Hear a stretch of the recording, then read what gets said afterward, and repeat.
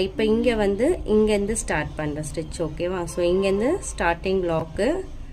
So நம்ம as usual chain போடுறோம். நல்லா நீடில் கீழே இறக்குங்க. கீழே அதாவது கீழே நல்லா பஞ்ச் பண்ணுங்க.